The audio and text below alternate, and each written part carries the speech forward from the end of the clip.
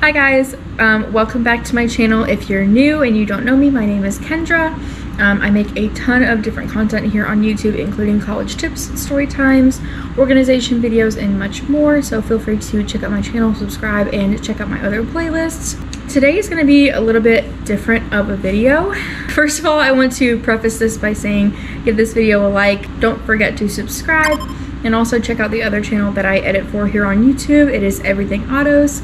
And if you're coming from Everything Autos channel, hi, glad to see you. Glad to have you.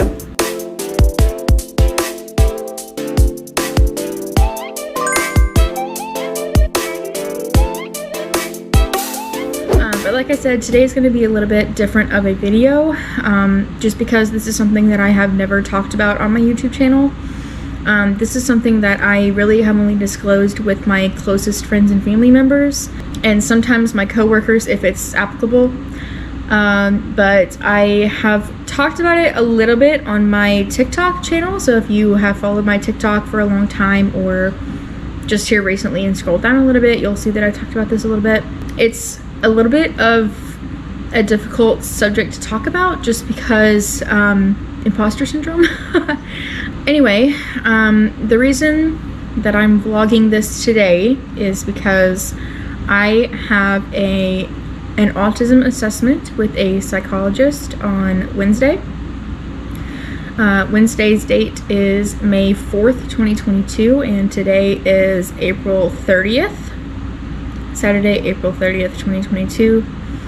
I have been putting off trying to get in touch with a professional for a while now because I feel that I have found a diagnosis that fits me so well and really just encompasses all the symptoms that I've been feeling since I could remember.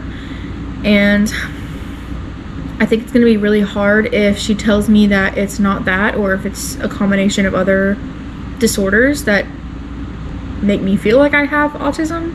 But I genuinely don't think that's going to be the case. If it is, it's going to be a really hard adjustment to take that in. Ever since June of 2020, I have suspected that I am autistic, and I kind of just stumbled upon that information late at night. As we all know, 2020 was kind of a shit show of a year, and during that summer I was scrolling through TikTok because TikTok became something I was just engulfed in 2020, you know, kind of blew up in 2020. But I was doing some late night scrolling and I came across a TikTok page of someone who had been diagnosed with autism later in life. This was an AFAB individual, so someone who was assigned female at birth. The rate of misdiagnoses and undiagnosed individuals among the AFAB community, women, is extremely high.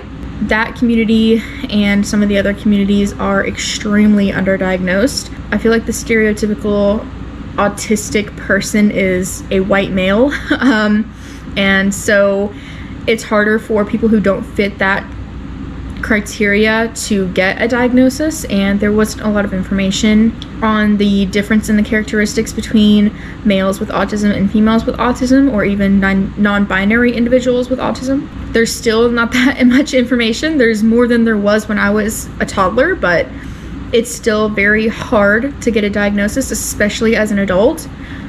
So that's the reason I've kind of been putting off making a video like this, because I didn't want to just come out and assume that I have this, even though I've done a ton of research on it. I didn't want to speak out on it unless I had been assessed by a psychologist. I kind of like made jokes about it on my TikTok, but I haven't necessarily come out to the world as self-diagnosed.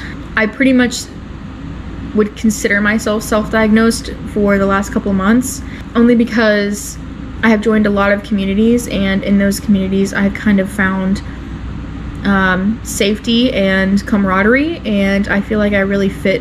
I found my people, essentially. So I know that even if the psychologist doesn't agree with me that it is autism, I will get diagnosed with something, and because I've always known that something is different about my brain, and I I hadn't been able to figure out what it was before June of 2020, until I found that, and my whole life was put into a perspective I never thought possible. It just seemed to all make sense all of a sudden. And so after that point, I started delving into every bit of research and self-test I could get my hands on. At the time, I had access to UTK libraries, so I searched in the library database on research about females who were diagnosed later in life, and I found a lot of good information in there. And so I started printing all that stuff out, annotating it, researching as much as I could get my hands on in the academic database, and then I started going into just Google and searching from people's stories who were diagnosed later in life and different things that I could find, just consuming every bit of information, which is something that I do on other things that are considered hyperfixations for me, but this became an extreme one because finally I had found something that actually fit me. After that, I started joining Facebook groups who were welcoming either people who were diagnosed with autism later in life, or people who considered themselves self-diagnosed, or people who were just looking for more information and questioning whether or not they could be on the spectrum. And I found those resources to be extremely helpful, and I've been in a lot of those groups for over a year now. I believe I'm in 7 or 8 groups currently, and some of them are ones that I've joined more recently. But all of them, I have been able to either relate or connect with someone on every level. And after I had discovered this, it kind of reframed my childhood in a way that I didn't think was possible, and I was able to stop thinking of my childhood self as someone who was weird and unlikable and something was just wrong and off, but I couldn't figure out what it was, to giving that memory grace, giving my childhood self grace, and realizing that those were symptoms and not just me being weird or unlikable or unsociable or shy or any of those characteristics that I thought were of my childhood self. So more recently, I have been in a contact with a psychologist as recently as, I believe it was about a week ago now. I think it was, let's see, today is Saturday. I think it was like last Thursday or Friday that I was in contact with this psychologist in Marietta, Georgia. I was watching a bunch of content creators on YouTube who are autistic and have been diagnosed later in life and who also happen to be female. And in the description box of one of those videos, I found a directory that can basically find psychologists who specialize in adult autism assessments, which there aren't very many around me, and I live in rural Tennessee, so that's not surprising. However, I was a little bit surprised that there weren't any in Knoxville. There are psychologists, but they're either not willing to diagnose an adult with autism, or they don't specialize in autism at all. So a lot of them, if they do specialize in autism, they only diagnose from 0 to 11 years old, so they only focus on children or teens. Not only are you set back by not having this diagnosis, you can't get one very easily after you've been set back. So the process has been long and tedious and emotionally draining, and yeah, it's been a long 2 years. So I am very eagerly awaiting, but also nervous about this appointment on Wednesday. So more recently, I bought a book, and it's by Cynthia and it's called I Think I Might Be Autistic. It's a relatively short book. It's only about 100 pages long, but I sat down and I read this in an hour because I relate to her so much, especially the little bit at the end where she talks about her feelings before her assessment. She was 41 or 42 when she got diagnosed with autism. In her case, it was ASD level 1, which I don't want to say that I think that that's what they're going to diagnose me with, but I have a strong inclination. There are some other comorbidities that I also think that I probably fit the criteria for, but I don't want to make any more assumptions than I already have, because I am 99.9% sure that I am autistic, and I've had that assumption for nearly 2 years now. But I don't want to be wrong, and also there's a part of my brain that will not let me like 100% self-identify as autistic because I am not like officially diagnosed, formally diagnosed. So mostly I'm seeking this because of self-validation, just self-validation purposes. Although I think the diagnosis would be helpful for accommodations if I decided to pursue grad school in the future, or I don't know, many of those things. So she goes over in her book a lot of the questions that she started asking herself after she realized that she might be autistic, and I said yes to, I would say, probably 99.8% of her questions that she was asking herself to realize that she was autistic. So, and that's happened to me consistently. Anytime that I'm ever presented with any characteristics of a late diagnosed female with autism, I relate to at least 99% of what they say. And that's not to say that autistic people don't have variability. There are variability in the traits and the, obviously that's why they call it a spectrum, but the spectrum isn't linear. And so there are some areas where you can have extreme deficits and others where you don't have as extreme deficits.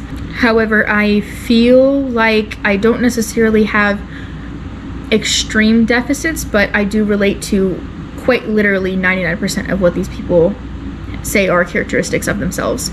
And there are things that I didn't even know could be autistic traits. For example, like smiling when someone gives you bad news. I thought I was just stupid or just emotionally disconnected, maybe a sociopath or something. I don't know.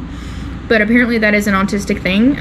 Also, not preferring to use people's names when you're addressing them. I have never done that, even as a young child, and I did not know that that was an autistic trait. Even during the editing process in my own videos, I realized that I can be kind of monotone, which I did not think that I was at all before I started recording myself.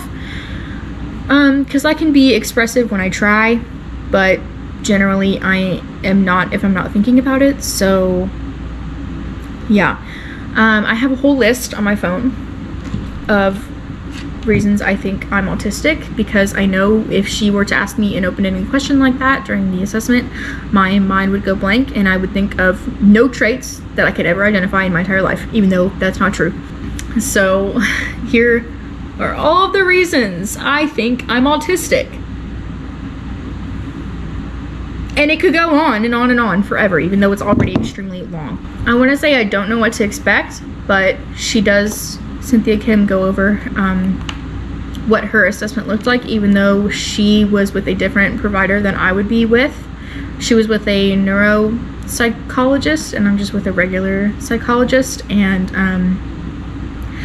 I have an idea of what they might do testing wise, but I am generally unsure of what the procedure assessment will look like. I do know that it's going to be roughly 2 hours long, so it's going to start at 10 a.m. on Wednesday morning and go roughly until noon. Okay, sorry, my SD card is doing dumb stuff again, and ignore Mila in my shirt, she's being needy.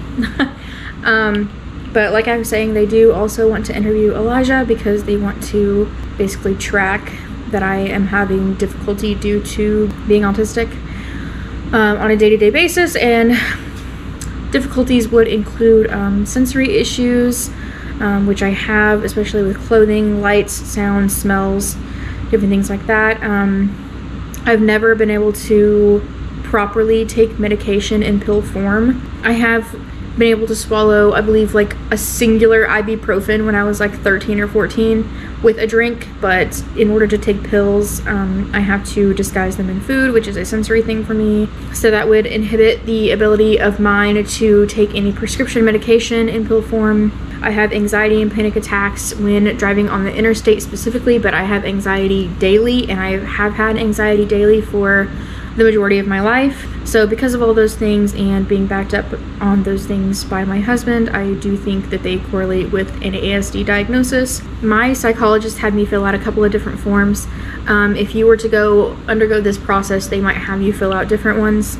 But for example, my psychologist had me fill out the EQ scale, which is basically rating on a scale from 1 to 4, 1 being definitely agree and 4 being definitely disagree, to different statements. I believe she had like, I don't know, 50 different statements. There's a separate test that you can take online that's also 50 questions that was linked in the website of the place that I'm going to in Georgia, and that rates on a scale from 1 to 50, and anything over 30 is considered to be a high rate or a high level of autistic characteristics. I scored a 41, which I have consistently scored a 41 on that same test every time that I've taken it in the past 2 years. I've taken a considerable amount of other self-diagnostic tests online, and every single one said that I had a high level of autistic traits, no matter how varied the answers were, which my answers haven't really varied, I would say, unless I really have to sit and think about the question, which in that case is probably poorly written. Also, I had to fill out an adult history form, which basically what they're trying to get at is what medications you've been on or are currently taking, different things that you've been prescribed, different psychological evaluations you may or may not have had in your life. It basically gives you a bunch of different questions to try to either rule out or confirm autism or other conditions that are comorbid with autism, including OCD, anxiety, depression, sleep disorders, ADHD, different things like that, bipolar disorder, which can commonly be mistaken with autism.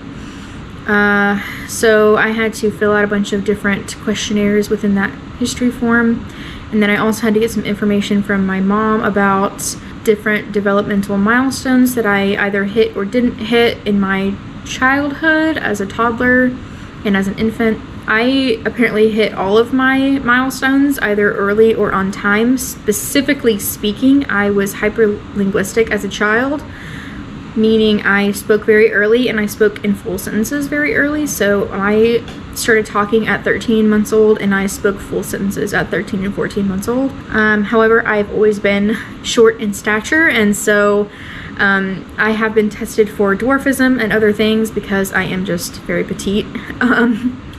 But there are a lot of things that I look back on that I realize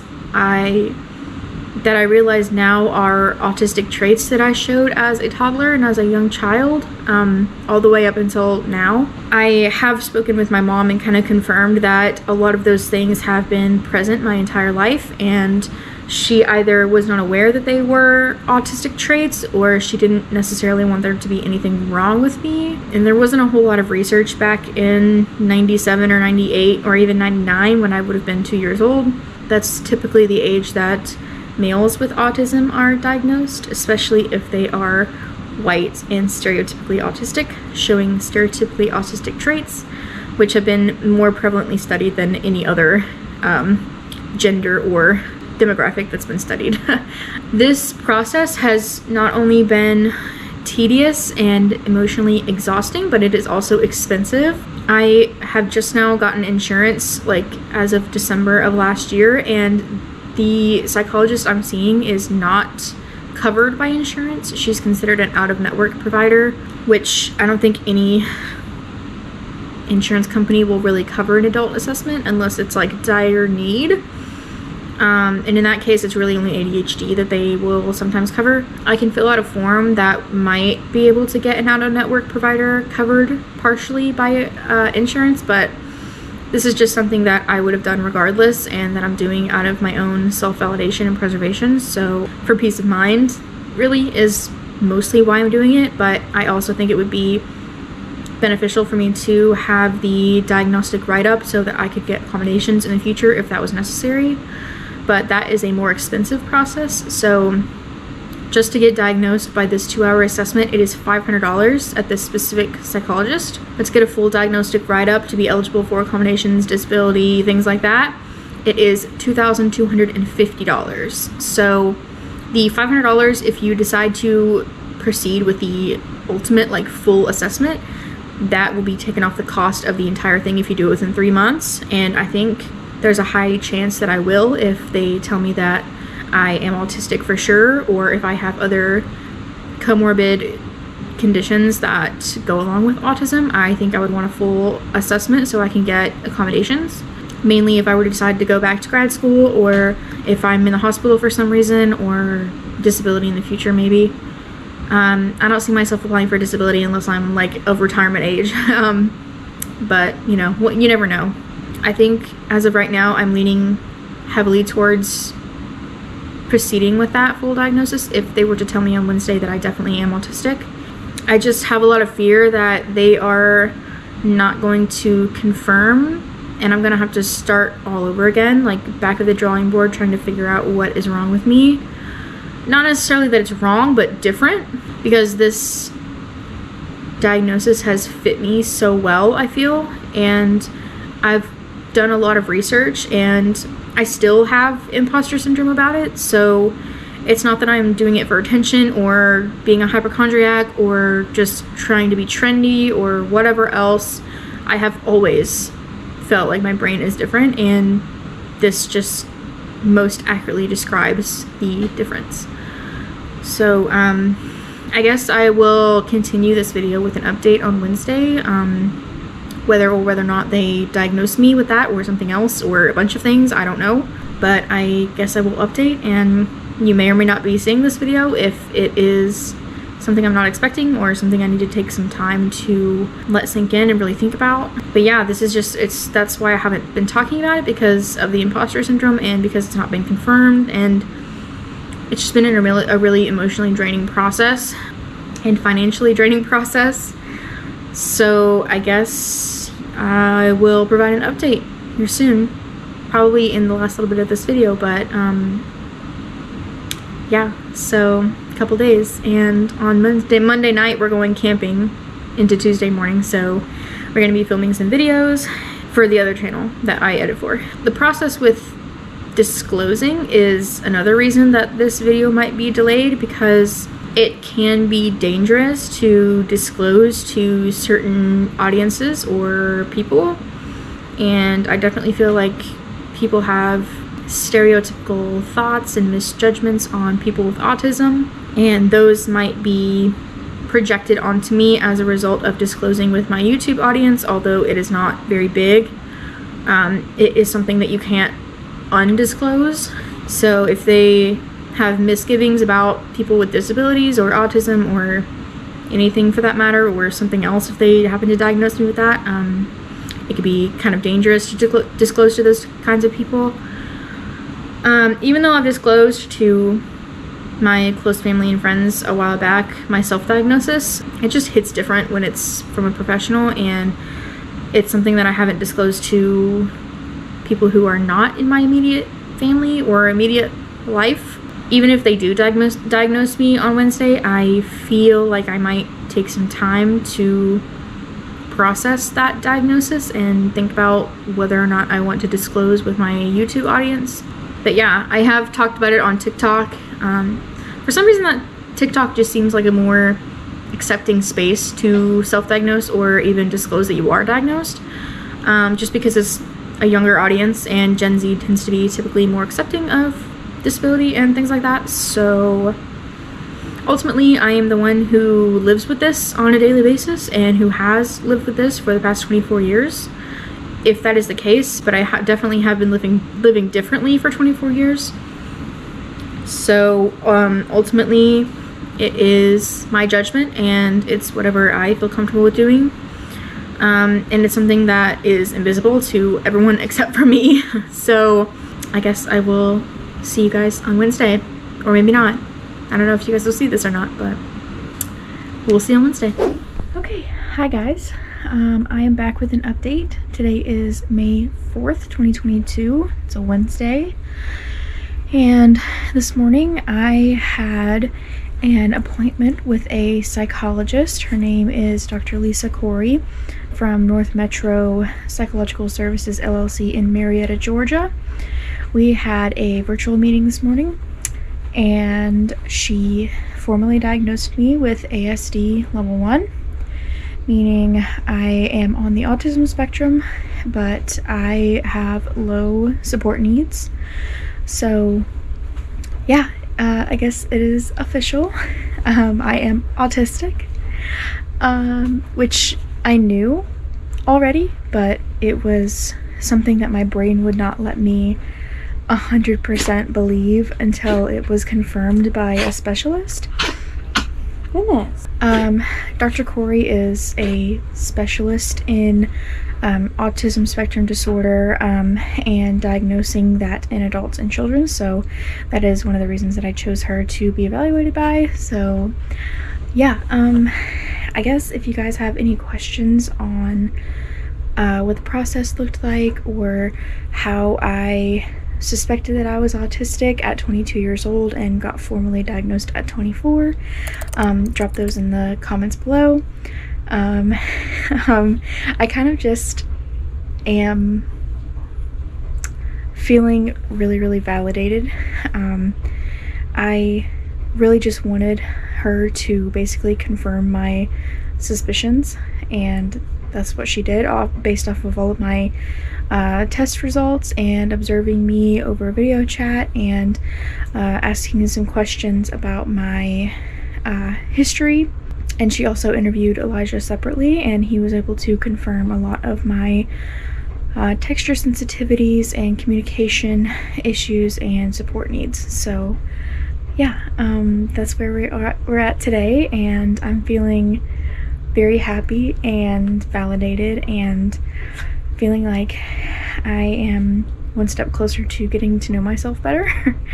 And since I have announced that I found out I was autistic on Snapchat, I've had so many people reach out to me, and some of them also disclosed that they were autistic that I had no idea, and others have been asking me how I went about getting the diagnosis and disclosing to me that they suspect that they are neurodivergent in some form, either ADHD, ADD, autism, different things. So I really feel like my journey to getting diagnosed, from self-diagnosis all the way up to now, is really like kind of a baseline for some of my friends on social media, and kind of an example of what that can look like for them if they are suspecting that they are neurodivergent in some way.